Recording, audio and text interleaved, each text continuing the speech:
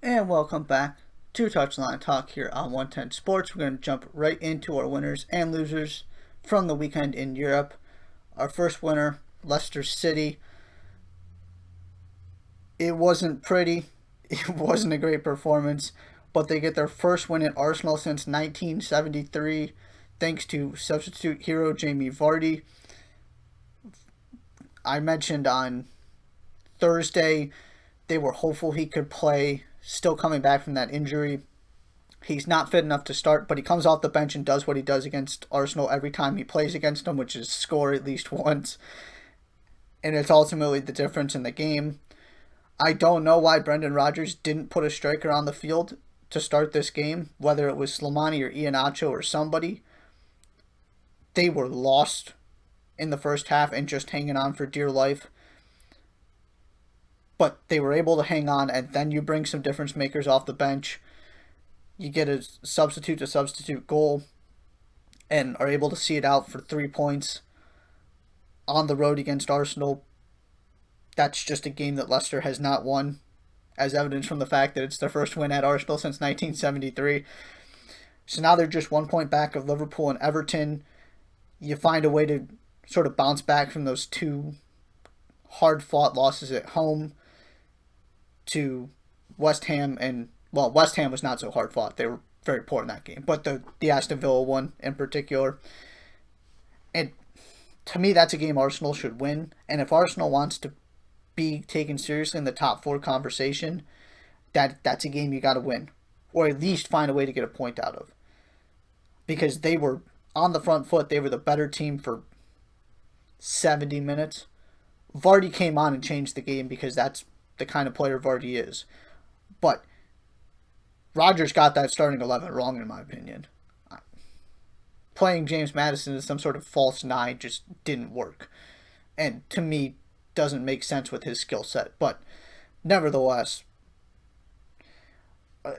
it was concerning from Arsenal's perspective because they just seemed to look a little deflated and just didn't have the passion that they've usually had under Arteta. This didn't look like the same team we've seen since he took over. And you're going to, every once in a while, you're going to lose games like this where you should win and you just can't put the ball in the back of the net. It's not like they were creating phenomenal chance after phenomenal chance, but they probably should have had a goal somewhere in there in the first half. But Leicester take their chance, Arsenal don't, and it's a big win for Brendan Rodgers. The more that they can just keep this thing afloat until some of these players get back and stay in the title conversation, I'll continue to say the same thing, which is if they can get healthy, it's closer, much closer, and maybe even a little bit better than last season's team that was in second for so long. They're not close to healthy right now, but getting Vardy back, getting Maddison back obviously helps, and it puts them in a position to win these kind of games. The next question is, can they do it consistently and survive against those lesser teams and avoid dropping points they shouldn't drop until your Ricardos and your Wilfred and Ndidis and such come back. Staying in the Premier League, first loser is Everton. I pointed out after the Merseyside derby, this is going to be their first test of their depth with not having Carlo Ancelotti's preferred 11 out there. And yeah, they failed that test. You have no Seamus Coleman, no Richarlison because of their injury and suspension, respectively. And just wasn't it wasn't good. End up losing 2-0 to Southampton. The other important thing here, another depth question now moving forward because Luca Digne got a red. For me, it's not a red. It's one of those that it looks terrible when you're playing it in real time and when you're replaying it. But you got to just use some common sense, and he wasn't trying to do anything. He was trying to play the ball, and it just looked terrible. It kind of reminds me of Son's tackle on Andre Gomez. that, again, it was nasty. Gomez suffered a serious injury. But I just wasn't sure that it was actually a red. It was just an incredibly unfortunate. It's absolutely a yellow, just like Dini's was a yellow. But I guess I just have a higher bar for red cards, but I'm not the only one that feels that way about this one. Ancelotti was livid. They're going to appeal it, so maybe they're able to get him back. But your next 3 games, Newcastle, Manchester United, Fulham. You can't afford to be dropping points against Newcastle and Fulham. And Manchester United's one of those games that can sway a title race. Not because I think United's going to be in the title race, but because they're a team that is capable of beating anybody on any given day. So if you can win that game, you're in even better shape, obviously. And so now they're going to face this stretch of games on either end of the spectrum where you can't afford to lose them, or you could really help yourself by winning instead of just drawing or something without some key players, possibly without both fullbacks and without one of your primary playmakers. Now, we'll see what happens with the Digne appeal, but ultimately they need... What that game told me is that they need their 11 guys out there to consistently perform at the level they have so far. That there is a drop-off the minute you lose one or two guys from that preferred 11. It's a weird season. They're still right there. Doesn't mean their title hopes are over, but it raises some bigger concerns for me about what happens if they lose a couple guys for more than a game or two. Our second winner, for the first time, it's just an individual player, and that is Patrick Bamford. I mentioned Leeds' win over Villa. He had a hat trick, giving him 6 goals in 6 Premier League games this season. He played 27 previously in his career. He scored 1 goal. He is averaging 1.1 goals per 90 minutes right now. And I talked about this from the minute Leeds came up. The big question was whether this team, that its creative prowess and its goal scorers, its attacking talent, was led by 2 guys who had not proven themselves at the Premier League level in Bamford and Jack Harrison, if you look at their stats from last season. Now, obviously, Pablo Hernandez was a key part of that too, and he has some Premier League experience. But whether these guys were ready to do it at the next level, and whether you could rely on Bamford in particular to consistently score goals in the Premier League.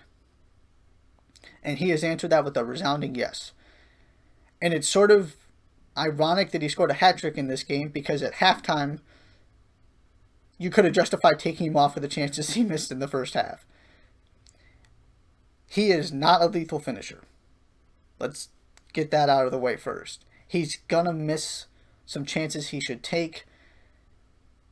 Ultimately, I think if they're trying to get to the next level and trying to put themselves in the European conversation and stay there, I think they've got to look at finding other options at striker eventually. But Patrick Bamford has proven he can play in this league. And it's not like he had 3 tap-ins there. Those were the 2 of them in particular were impressive individual efforts. Leeds are in a wacky season like this where teams are dropping points. Leeds are going to be able to stay top half of the table easy and maybe even get into Europe with him as their striker. I don't think he's the guy moving forward, but Marcelo Bielsa clearly has faith in him and he's rewarding it. He's going to do the other stuff that Bielsa demands of his players, the running, the pressing, all of that. But ultimately, you need guys to put the ball in the back of the net. And Patrick Bamford is doing that at a remarkably high rate right now. So, good for him. That was quite a performance for a variety of reasons. One of them being the very quick turn of events and the way that narrative changed based on what happened in the first half and what happened in the second half. But really good performance from him, some spectacular goals, and he's He's silencing the critics and the doubters. That is undisputable at this point. Loser number 2, Atalanta. I was willing to disregard the loss to Napoli, but then they go and lose 3-1 to Sampdoria, and now have 2 goals in their last Serie A games. They've given up 7 in those 2, and they're down to 6 in the table because of these 2 losses. And with the way AC Milan's playing, with what Napoli's doing, if they could have found a way to win that appeal against Juventus and just not be punished so severely for it, they would be off to the races, and I would be looking at them as maybe the favorites to win the league right now. I really believe Atalanta has a chance to win this league. I'm just sold on everything they're doing. But the reality is, they're going to concede goals every time they play. They're not going to be able to grind out 1-0s, 2-1s. Maybe they get one here or there, but that's just not how they're built. The difference in these last couple weeks compared to what was happening when they were winning every game is they're giving up 2 goals, they're giving up 1 goal, and they're scoring 3, 4, 5. As opposed to giving up 3 or 4 and scoring 1. 1 goal is just not enough for this team. They are in big trouble if all of a sudden they're not finding the back of the net consistently and doing so multiple times every game. It's a minor hiccup. I'm not freaking out about them. I still think they've got a chance to win this title. But that was a bad loss, a disappointing loss. And they do have a small margin of error because of the way that they play and the way they operate. They don't have a lot of different ways to win. They have to outscore you, which is ultimately the biggest flaw and what their downfall will be, whether that's in the Champions League or in Serie A, that they have one way to beat you pretty much. And if you can just sort of hang in there like PSG did, and you're prevented from getting the second, the third, the fourth goal, you've got a really good chance to beat them. So, disappointing weekend for Atalanta. I'm not freaking out about it. I still think very highly of this team. And this is, to me, almost a sign of respect that I expect them to be as good as any team in this league. I expect them to be better than where they've been these past couple weeks. But it seems like every team in Italy, save AC Milan and Napoli, are taking turns having these weird stretches where they play poorly and have bad results. So we'll see what happens moving forward. Still a huge fan of this team and what they're doing, but rough showing there. The opposite of a rough showing, Ajax is our third winner here after their 13-0 win over VVV Venlo. Yes, you read that right, heard that right. 13-0 league game. It's the largest margin of victory in the Eredivisie. Most impressive performance in Dutch soccer history, pretty much. Lassina Traore scored 5 times. I mean, my goodness. This is coming off the backs of a pretty good performance against Liverpool. And to top it all off, PSV also lost, which puts Ajax back in control of the Eredivisie. This was just so impressive. I wanted to award them some recognition in one of my winner spots for it. And they also had a massive weekend because PSV lost too. But it's kind of interesting that this is the Ajax team that did something like this. Because you look at even that team they put out against Liverpool, it doesn't have the same firepower that some of these other teams in the past couple years have had.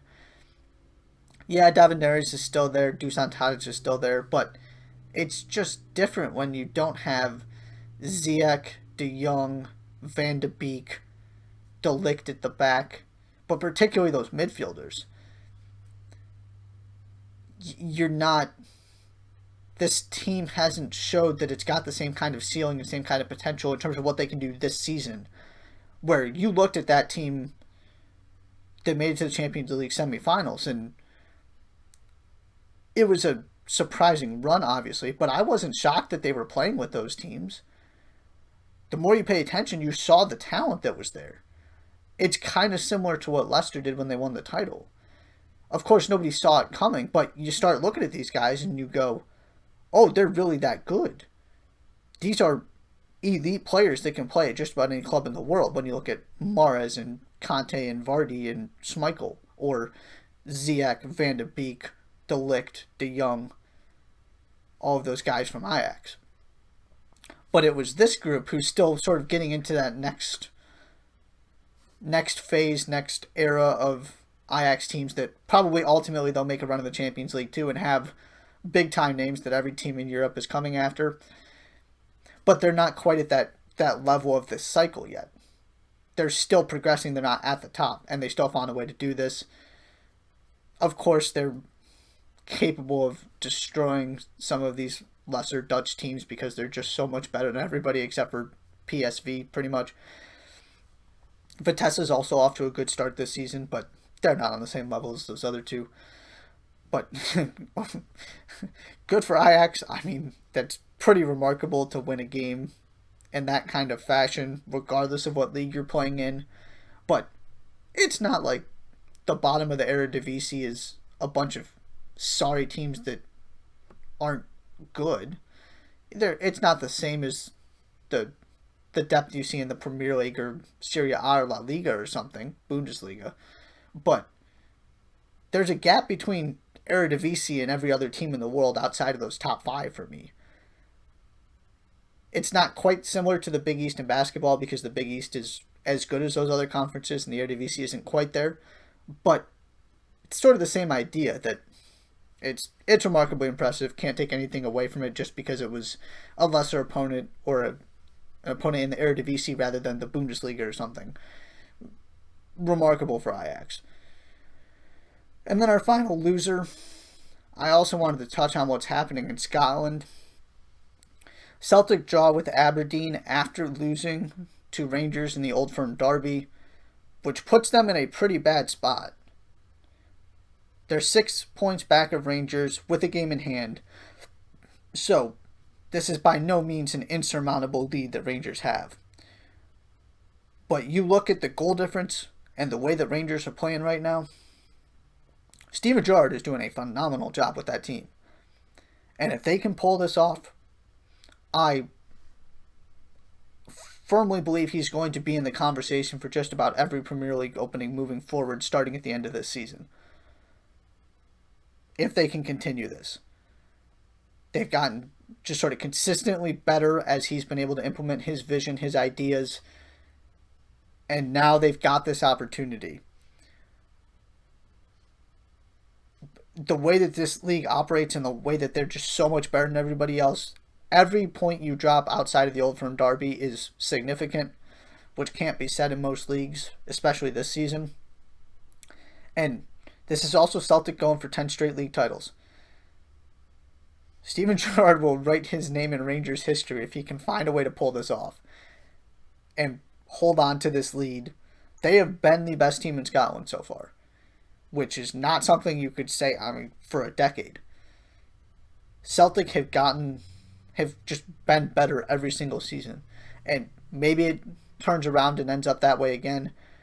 But there's enough that has happened, enough games that have been played, that this is a legitimate threat to Celtic, and Celtic have real questions to answer right now. So congratulations to Steven Gerrard. Keep an eye on his name if they keep this up. In terms of big-time championship jobs or Premier League jobs, I think he's going to make the jump straight to the Premier League personally. Maybe it takes a couple years, but Celtic is in trouble. And if there's one season that you don't want to be in trouble, it's the one where you're going for 10. If it ends at 7, it ends at 7. But getting to 10 would be such a remarkable accomplishment. And right now they got some work to do if they want to make that happen. All right, we're going to take our second break here. When we come back, we're going to discuss the 5 teams with the most pressure heading into this week's Champions League matchups. You're watching Touchline Talk on 110 Sports. Don't go anywhere.